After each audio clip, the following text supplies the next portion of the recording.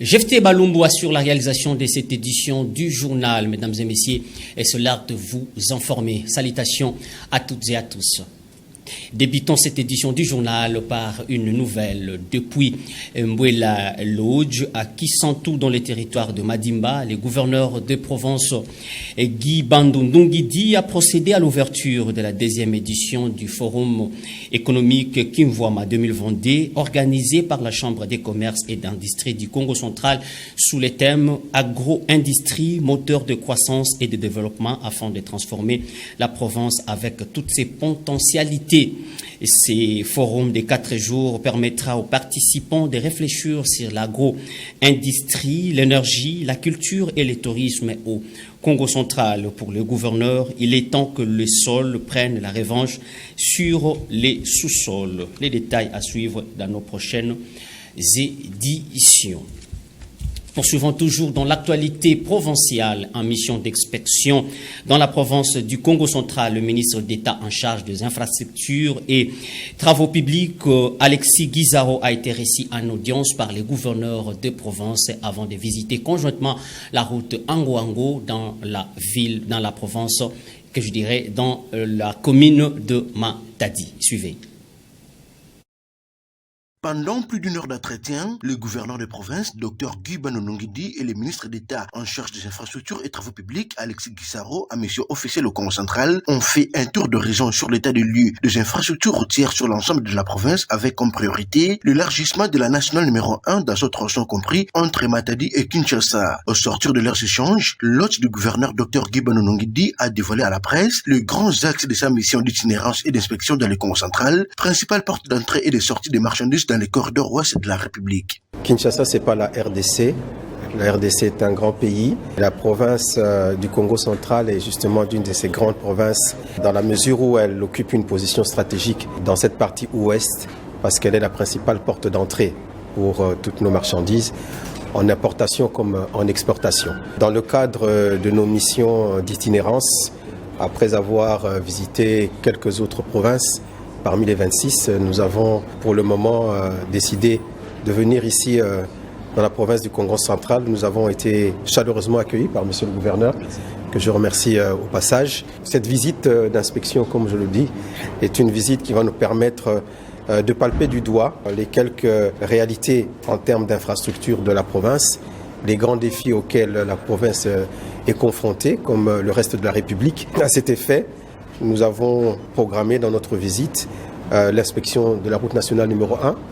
Comme vous savez, c'est la route qui nous permet de joindre la partie au jour d'aujourd'hui de Mwanda jusqu'à Matadi, mais elle se poursuit bien sûr jusqu'à la partie sud-est du pays. Elle s'étend sur à peu près 3300 km, mais elle commence à partir de la province du Congo central. Nous irons terminer cette visite au niveau de Banana. Tout juste après, les chefs de l'exécutif provincial du Congo central et son hôte de marque, à la tête d'une forte délégation, se sont ébranlés vers la route Ango-Ango, ces tronçons routiers d'intérêt national d'environ 4 km qui mènent jusqu'au poste frontalier de Noki avec l'Angola voisin à partir de la morgue de l'hôpital de Kinkanda. Ici, les deux personnalités et leur suite ont palpé du doigt la réalité de cet axe routier dont l'importance n'est plus à démontrer. Soucié de les voir revêtir de nouvelles robes, le gouverneur du Congo central qui avait à ses côtés, entre autres, le commissaire général aux ITPR, Léopold Mbadou, a plaidé auprès du patron des infrastructures congolais en faveur de la réhabilitation de cette route nationale, la RN14. C'est à la grande satisfaction de ses usagers et des riverains qui ont salué avec des cris de joie la présence de Dr Guy Bandundungidi et d'Alexis Guizaro dans ces coins de la ville portuaire de Matadi.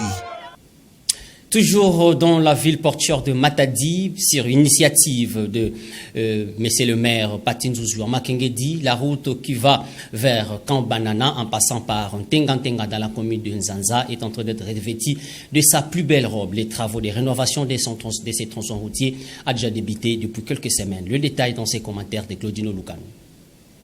La réhabilitation des artères du chef-lieu de la province du Congo central pour faciliter la bonne circulation des automobiles est l'une des priorités du maire de Matadi, Maître Patinzouzou Makengedi. Après l'ex-Nouvelle Avenue, route Kassou, avenue Mamayemo et l'avenue Palabala. Pour ne citer que cela, le premier citoyen de la ville a lancé les travaux de bétonnage et de construction des caniveaux sur la route Kambanana dans la commune d'Nzanza. Tronçon qui va de la place Tenga jusqu'au couloir magazine Chop, en passant par le commissariat communal de la police. Cette nouvelle infrastructure facilitera non seulement l'accès de la population dans plusieurs coins de cette commune de la ville et diminuer les embouteillages, mais aussi elle favorisera la sécurité des passagers et des engins roulants. Une action salvatrice pour la population. Je voulais juste remercier papa pour ces initiatives.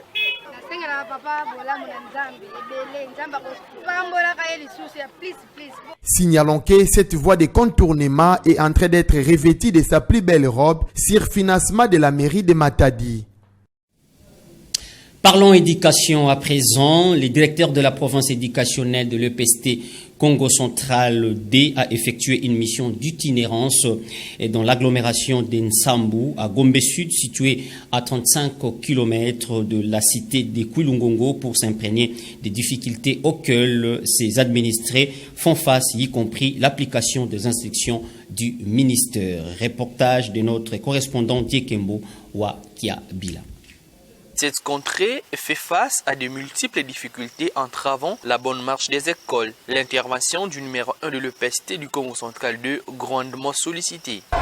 Depuis plus d'une trentaine d'années de service pour bon nombre d'enseignants dans ce milieu, recevoir la visite du numéro 1 de la province est une première.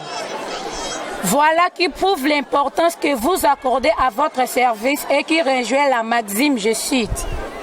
Ce que nous sommes parle plus fort que ce que nous disons. Fin de citation.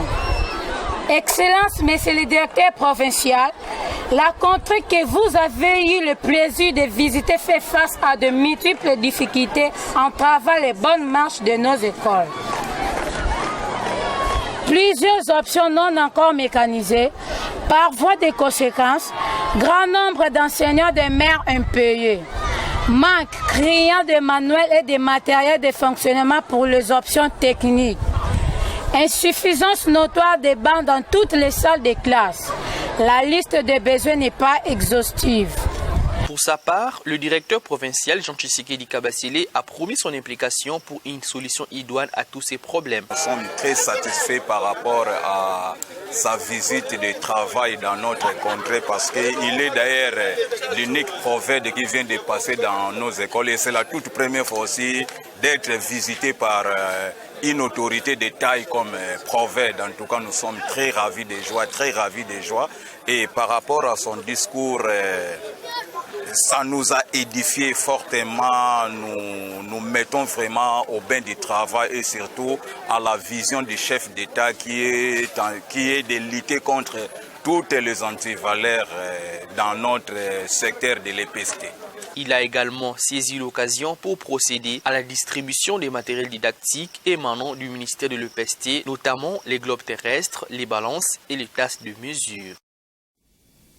Quittons la province du Congo central pour la ville-province de Kinshasa. Les situations humanitaires et sécuritaires qui prévaut à l'est de la République démocratique du Congo étaient au centre d'une réunion organisée à Kinshasa par le Premier ministre. C'était donc le mardi de ces mois. Suivez donc les détails dans ces commentaires. Quelque temps après l'appel à la mobilisation générale lancé par le président de la République démocratique du Congo, Félix-Antoine Tshisekedi Tshilombo, contre l'agression rwandaise, l'enrôlement de jeunes s'est fait simultanément dans plusieurs provinces. Cette adhésion massive des jeunes dont l'armée congolaise a été saluée au cours de la réunion du Conseil de sécurité tenue à Kinshasa par le Premier ministre Jean-Michel Sama-Lukonde. Le ministre sectoriel et le membre du Conseil de sécurité ont pris part à cette rencontre. Les participants ont passé en revue les situations sécuritaires et humanitaires qui prévaut dans la partie est de la RDC. Sur instruction du commandant suprême, les chefs de l'État, donc le Premier ministre a tenu cette réunion de sécurité pour faire le suivi quotidien de tous les aspects opérationnels. Vous savez que nous sommes engagés dans une guerre injuste à l'est de la République démocratique du Congo. Ce soir, on a eu l'occasion d'aborder évidemment la situation humanitaire principalement sur place parce que le collègue des affaires humanitaires se trouve, mais aussi la situation opérationnelle de manière générale après les briefings qui a été fait par les chefs d'état-major général. Nous avons noté avec satisfaction que beaucoup de jeunes ont répondu à l'appel à la mobilisation du président de la République pour défendre l'intégrité territoriale. Nous encourageons d'autres à faire comme cela pour nous assurer que nous mettons tous dans l'ordre de bataille pour la défense de la patrie. Mais vous savez que faire des opérations, cela suppose aussi des questions liées notamment à la prise en charge et tout le reste. C'est ce qui justifie la participation à cette réunion des ministres de budget et finances parce que nous voulons nous assurer que tout est mis à la disposition de ceux qui doivent défendre la patrie et pour que nous puissions sortir victorieux de cette guerre injuste qui nous a été imposée. Poursuivant son speech, le ministre de la Communication, Médias et porte-parole du gouvernement, Patrick Mouyaya, a rassuré l'opinion publique de la tenue répétitive de ces genres de rencontres pendant cette période de crise. Toujours dans la page sécuritaire, le deuxième contingent de l'armée kenyane est arrivé à Goma, chef-lieu de la province du Nord Kivu, ce mercredi 16 novembre 2022, dans le cadre de la force régionale de la communauté de l'Afrique de l'Est pour combattre aux côtés des FARDC. Reportage à Goma de notre correspondant Daniel Michombero. Devant la presse au quartier général de la force régionale EAC, le général Jeff Nyaga a rassuré que les rebelles ne prendront jamais la ville de Goma. Personne ne prendra la ville de Goma comme commandant de la force régionale, ça c'est très clair. Nous sommes ici pour protéger et défendre l'aéroport international de Goma et d'autres coins de la ville, tout comme les projets des processus de paix en cours.